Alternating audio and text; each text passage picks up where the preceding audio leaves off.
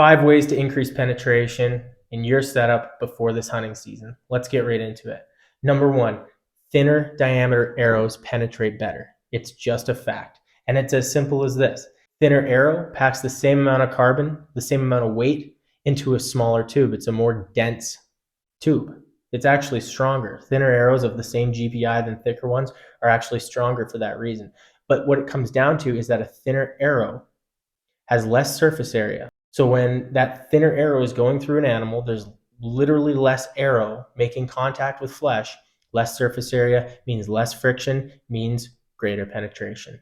Number 2, same idea as the first one, shoot a smaller broadhead.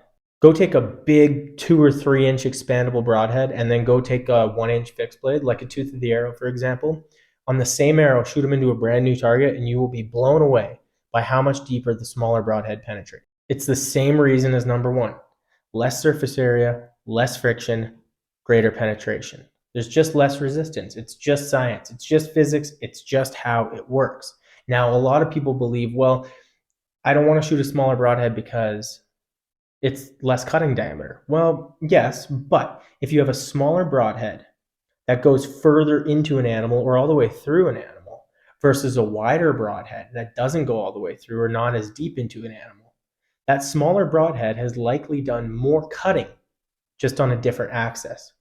So sure, the big, wide, expandable or whatever has made a massive hole that's like, let's just say 4 inches deep. I know they're going to go further than that, but let's just say 4 inches deep. You have a massive hole for 4 inches. A small broadhead that goes 8 inches has done less of a massive wound channel, but for way more distance. It's actually cut more flesh just on a different axis, and getting a pass through is so massive when it comes to getting a good blood trail and ultimately a recovery on your animal. The number 3 way to increase penetration is to paper tune. If you haven't done it already, paper tuning is the process of getting the front of your arrow and the back of your arrow flying in a perfect line. The back is guiding the front, or the front is perfectly leading the back. However you want to think about it, they're in a perfect line. And I have a video I'll put right up here on how you can paper tune at home with nothing more than a cardboard box and a staircase. What this does is it gets your arrows flying perfectly. If you ever have been on the range and you see your arrows are kind of fishtailing or they have wobbly flight, you can see the tail is kicking out from behind the arrow. What that's telling you is that you need to paper tune. I mean, it could be a few issues, but that would be the first step. Your arrow is trying to stabilize itself. It's trying to find its line and trying to make itself fly straight by the time it gets to the target. And in doing that, it's losing a lot of energy. It's slowing itself down. You could take the same arrow and let's say my bow isn't paper tuned right now. It's completely, I just stuck the arrow rest on, not paper tuned at all. Check the penetration. I'll shoot an arrow at 60 yards where it's fishtailing. Check the penetration into a brand new target. Then we paper tune it.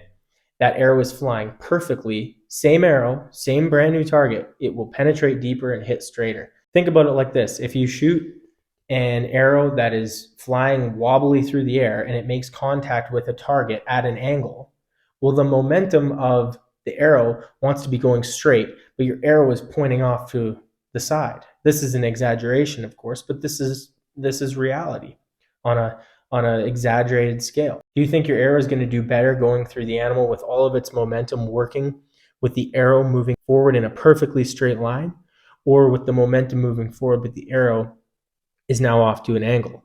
And when it sticks in that animal, it's not like it just straightens itself out. It's a big deal. It makes a really big difference. And if you aren't paper tuned and you see that you're having some fishtailing issues or your arrow flight isn't quite as good as it could be, and you know that, you're definitely missing out on some valuable penetration that you could get out of your setup for nothing but an hour spent paper tuning. The 4th thing you can do to increase your penetration is get rid of your lighted nock. Lighted nocks are heavy. They're like 4 times the weight on average of a normal nock.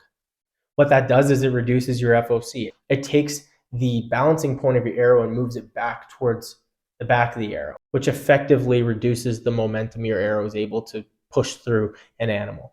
High FOC absolutely means better penetration. Now, I want to be careful with this because there's a lot of people out there who get really worked up about FOC. Some people believe it should be insanely high because, yes, insanely high FOC, as much weight as you can towards the front of your arrow, does increase your penetration, but adding all that weight also slows your arrow down. So you got to be careful. There's a balance, but in general, taking that lighted nock off and just using a normal nock, that'll increase your FOC a little bit. It will help with penetration. And for a bunch of reasons, I'm not the biggest fan of lighted nocks. I got another video up here on that if you want to check it out. The last thing, and there's many more, but the last important one is slow your arrow down. Now, this kind of relates to the last one, and this one might not be for everybody. If you're a short draw guy, if you're a low poundage archer, this might not be for you. But if you're someone out there who's shooting 300, 310 feet per second, you just don't need that. Increase your FOC a little bit, add 25 or 50 grains to the front end of your arrow, get your arrow into that 270, 280, 290 if your stuff is really in check range. That is the optimal speed that arrows fly at. Every projectile has an optimal speed at which they fly, and for arrows, it just happens to be in that 270 to 280. You can push it a little bit, foot per second range. So if you're in that 300 plus range, slow your arrow down. You don't need to be shooting that fast. And by adding some weight to the front end of your arrow, you're going to be blown away at how much deeper your arrows are burying into your target. Yeah, your pin gap will increase a little bit. They'll be a little bit slower, but there's a lot of benefits for that. Again, I have a full video on that right here too. It's my golden rule of arrow building. And if you don't know what that is, you're missing out. Thank you guys so much for watching. I will respond to the comments and questions over on the Let Off podcast. I will comment and let you know which episode your response will be in. I'll be speaking directly to you on the show. And of course, if you want to write questions in directly to the show, email me at theletoffpodcast@gmail.com. I will read it live on the show. I'll give you a shout out and we'll talk through whatever's going on. Thank you guys so much for the support. See you in a couple weeks.